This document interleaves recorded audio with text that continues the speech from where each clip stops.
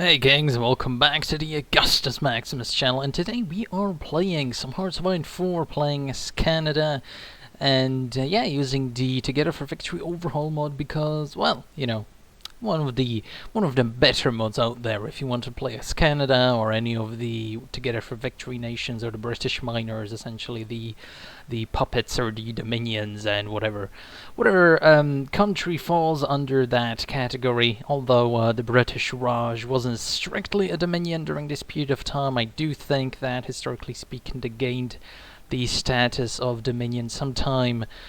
Actually, I'm not entirely sure. I knew the exact date a while ago, but I'm not entirely sure. But it definitely wasn't before 1936.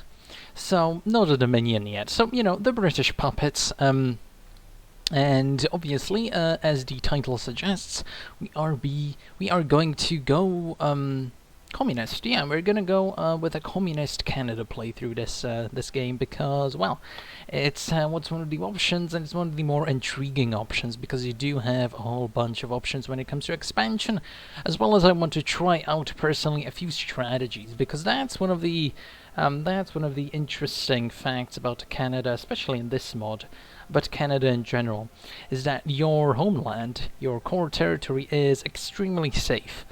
Because, well, the Japanese probably won't invade you, and if you're going communist and joining the Comintern, which is definitely what we're going to be going to be doing this game, obviously, then you're extremely safe. But you aren't as important as the United States.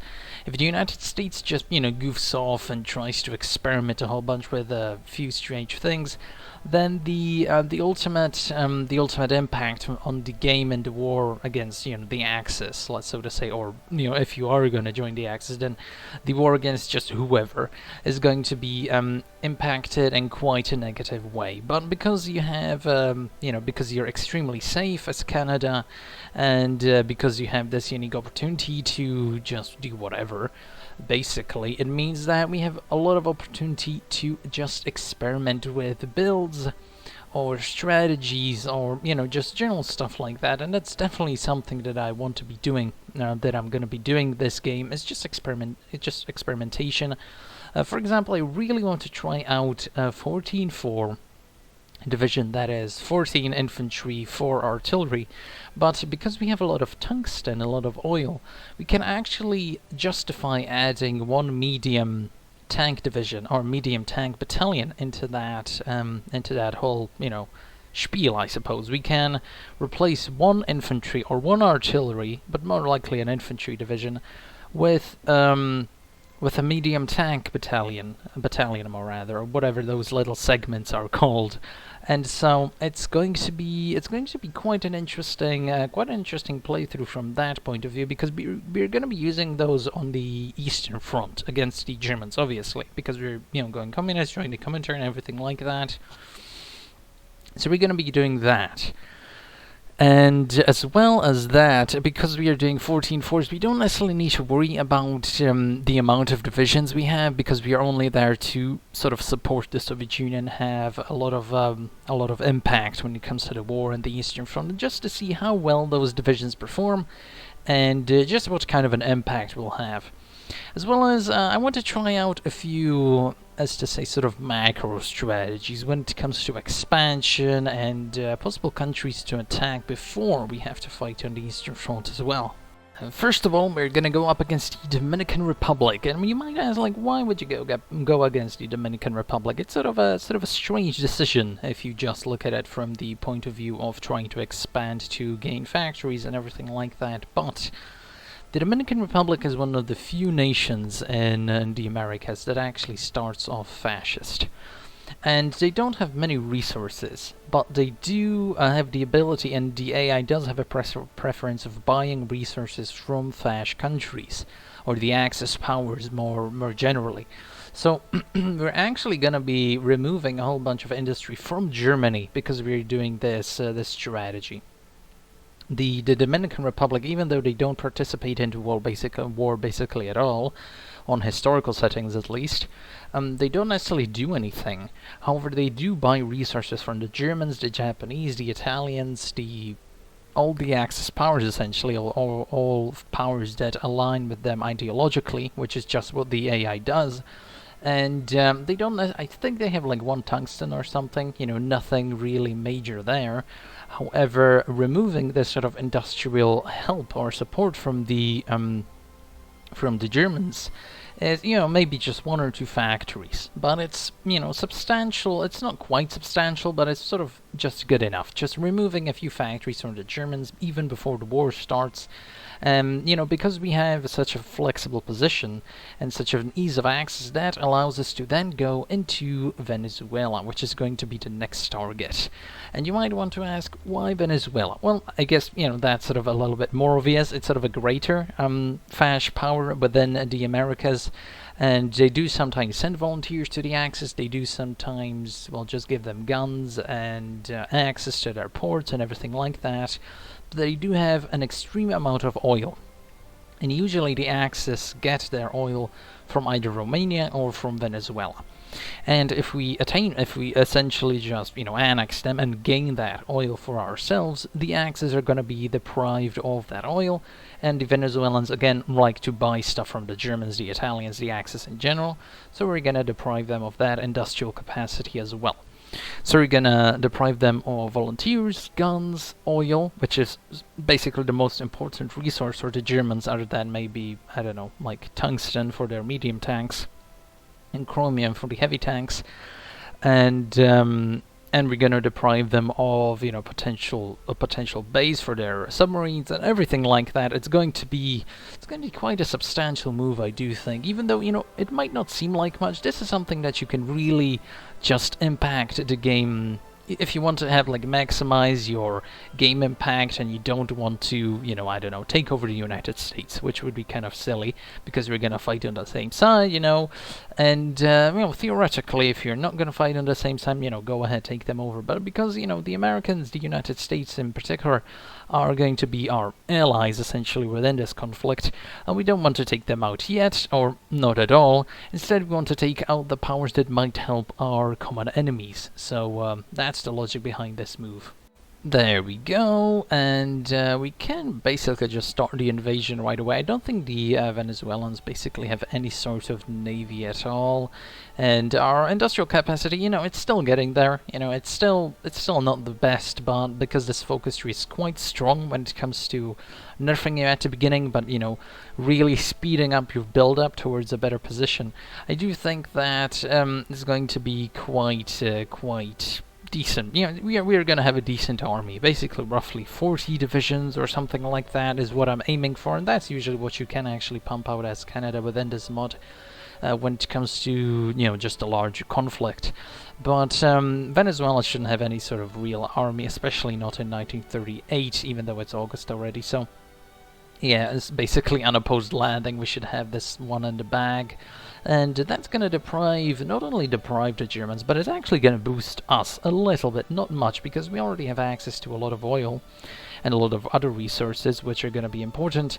But this means that we are also going to gain their military factories at least a little bit, their manpower at least a little bit again, and their civilian factories. It also, you know, levels up our generals a tiny bit, not a really great amount, but any sort of combat levels up your generals, grinds them up a little bit.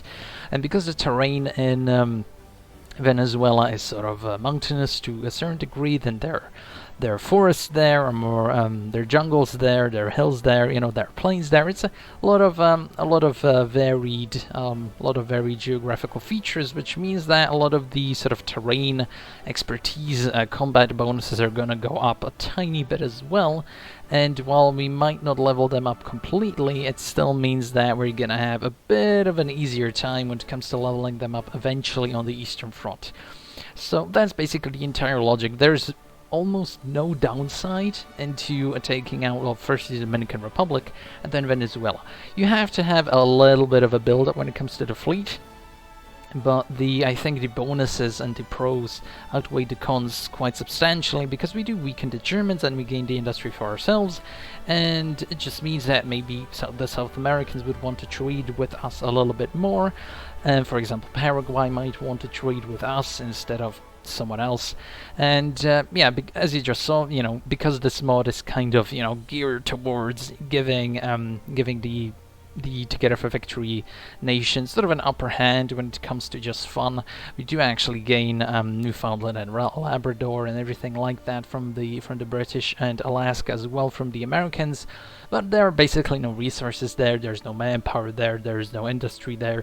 So it's not like it's incredibly overpowered, but the borders just they just look nicer. And here we go, the moment of truth. Finally, Operation Barbarossa started on time, essentially. And this is the division I'm using, basically the standard stuff. Everything is basically standard for the 14-4, except for that one medium tank there, which replaces one infantry division. We do have enough of a resource to justify, enough resources and manpower to justify something like that. And yeah, so let's join the war, and let's try our best when it comes to actually finishing this stuff, because this actually could turn very ugly very quickly if the Germans manage to completely just punch through the Soviet lines and then encircle us, and then we're basically not going to be able to come back at all, except for maybe like 10 with trash divisions, which are basically currently guarding our coasts and everything like that. So yeah, let's go ahead and let's try this thing.